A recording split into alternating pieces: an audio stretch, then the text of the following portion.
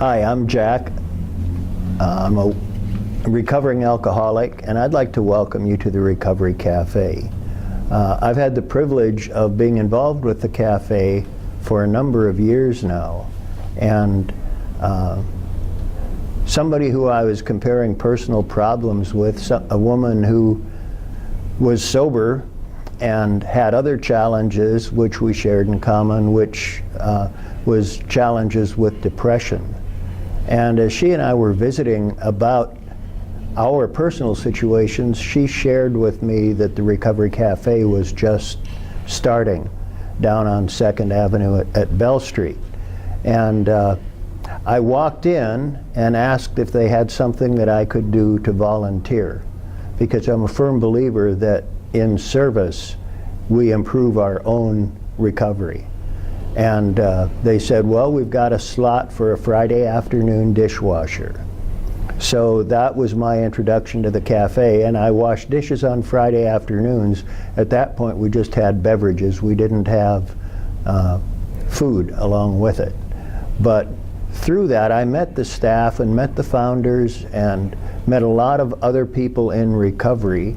And what I have learned in my years of sobriety, and this is my own personal belief, but I believe we drag and push and pull each other through this thing called sobriety. And time is only a number. I shared with one of the founders a few minutes ago about a dear friend who passed away just over a week ago. And I was very surprised yesterday to receive an email asking me to do her memorial service in a chapel. And my response was, I've never done this before and I don't know how to do this. And then I realized that when asked to do something, the AA way or the recovery way is to never say no. And the woman that passed away lived a good full life, but when I went to my first AA meeting in November of '78, I was scrambling to get out of that church basement as fast as I could, because those people had told many of my secrets that night. And as I was going up the steps, 2 at a time, this voice said, "Are you coming back tomorrow night?" And that's the woman that has passed. But my experience has been through recovery is our lives become interwoven. And it's like a fabric. And the strength that I gain from the people that I've known through many years of sobriety always reminds me that I don't ever have to drink or use again. And I'm one of those people that was blessed. You know, maybe it was because I was 39 when I got sober, but I've been blessed by not having to have another drink in that period of time. And I do that by coming to meetings, by finding opportunities for involvement in service. And as a recovering alcoholic, I really need to emphasize that that doesn't mean we're bad people. It simply means we make bad choices. And having made those bad choices, we can turn around and make good choices. And every time I connect with someone in recovery, it's like adding one more thread to that web of support that helps me maintain my sobriety. When I first came to AA, it was amazing because I left my home.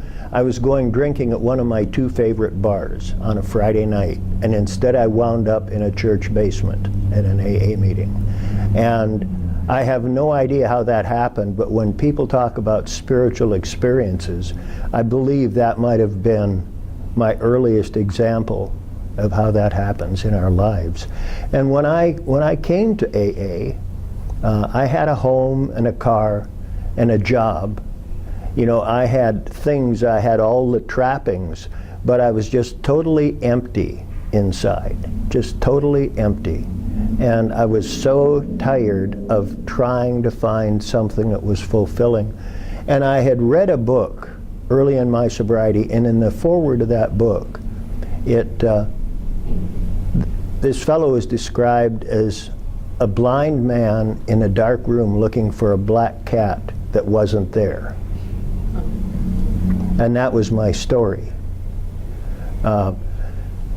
Since then, as I said, I've been blessed by not having to have another drink. And, you know, I don't know how I found time to drink, to be really honest with you. And I did spend a lot of time partying. I wouldn't have the energy, you know, I wouldn't have the interest. After I had gotten sober, I had friends who insisted that I love music, I needed to get out and dance again. And I was a lot younger than I am now, but they dragged me at a conference. They wouldn't let me leave the conference until I actually got out and danced. And I had a wonderful time. And it was a part of who I was stuffing down inside.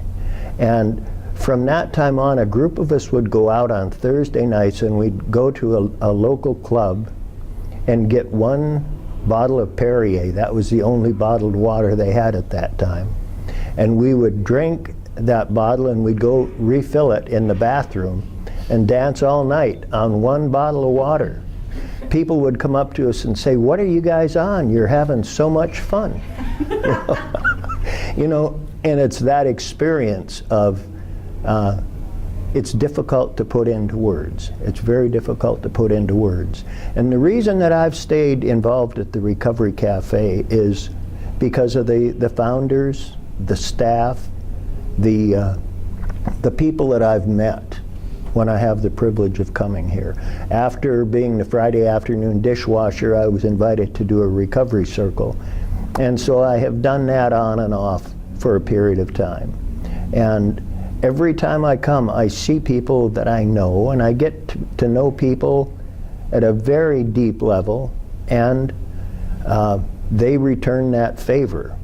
So one of the things that I'd like to stress for people who are just getting sober or getting clean, and we try to wrap our alcohol-soaked brain cells around the steps and how to make that work.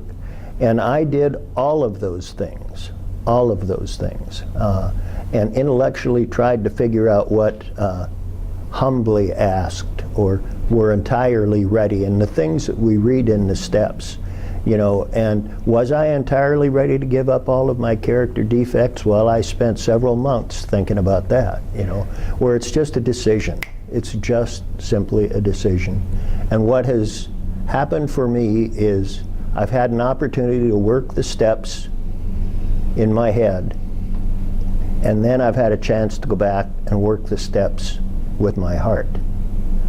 And to me, the most powerful thing in my recovery is the fact that I've been able to bridge that gap between these alcohol-soaked brain cells and who I really am. And so I'm kind of planning on sticking around the Recovery Cafe and checking in again and meeting more wonderful people, hopefully you. Thanks.